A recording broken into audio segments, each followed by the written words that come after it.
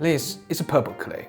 It's a scarce material for making Yixing Teapot and is really soft. You can easily split it in half and grind it into powder. But never do it in your home, otherwise you will make a mess on your table like me. Yet, the teapot made from this clay is quite delicate, refined and quaint. So my curiosity just lighted, and I start doing some research about this purple clay. And here today I want to share some of my findings to you fine people. Hello viewers, here is Guangchen.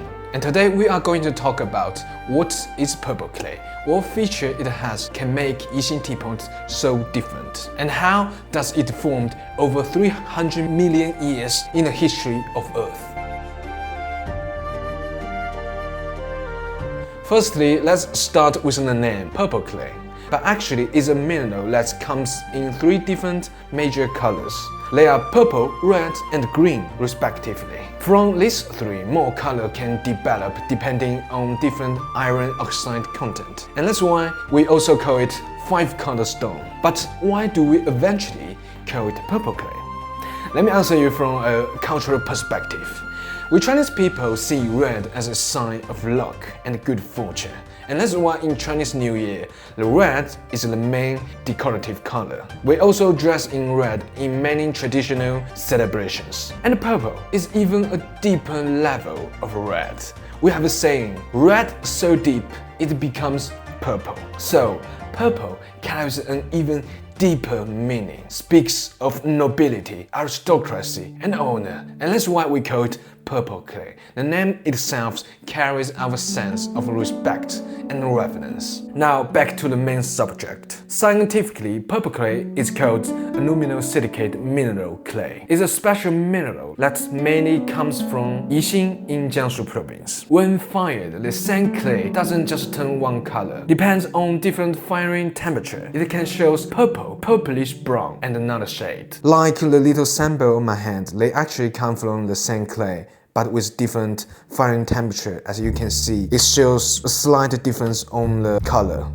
So, what's actually inside this clay? Scientifically, it contains silicon dioxide, aluminum oxide, iron oxide, and so on. Each component does their job. Silicon dioxide and aluminum oxide help reduce shrinkage. That means the teapot is less likely to crack or deform during making and firing. They also give it high resistance to the heat, which means it's resistant for boiling water. Iron oxide acts like a natural correllant, depending on how much iron it contains. The sand clay can display different color. Moreover, inside the clay, there are natural aggregates, minerals, and fine clay particles. During drying and firing, these particles start to shrink, and that creates a really special structure, the dual porosity structure that we talked in previous video. And these tiny connected pores give the teapot high breathability and water absorption. In daily use, the teapot absorbs the tea essence. Over time, it retains the flavor. The teapot begins to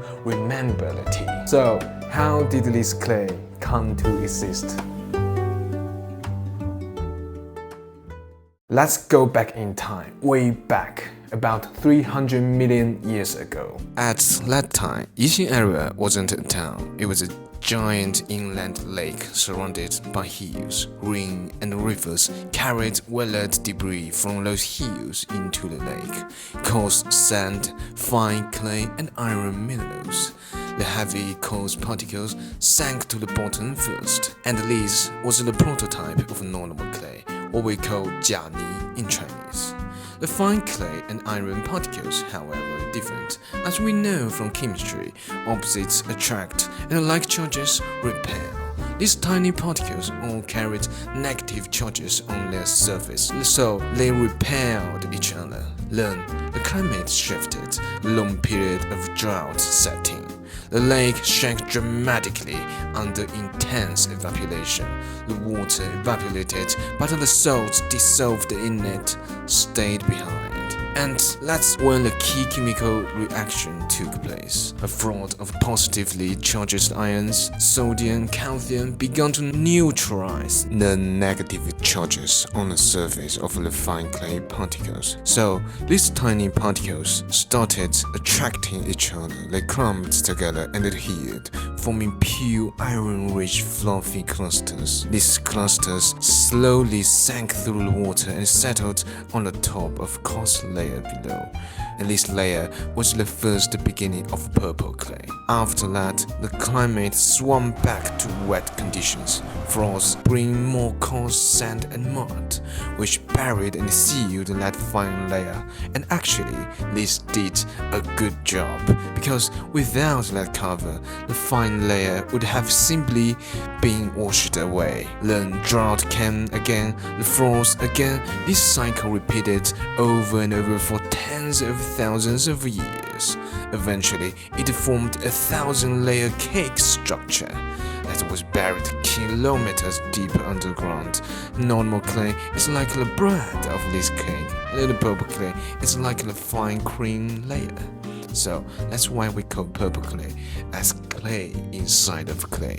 But at this point, the cake was still a cake. It hadn't yet become the mineral that we know today, because then it had to go through hundreds of millions of years of solidifying.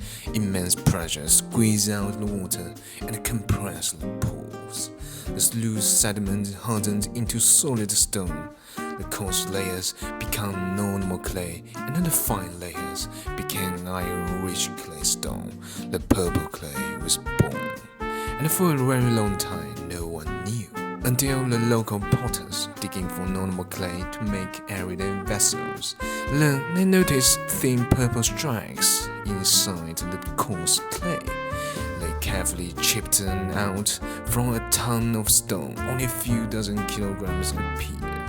They took it home, shaped it, fired, and the result was unlike anything they'd have seen before. The color, the texture, the way it brewed tea, and that was the discovery of purple clay.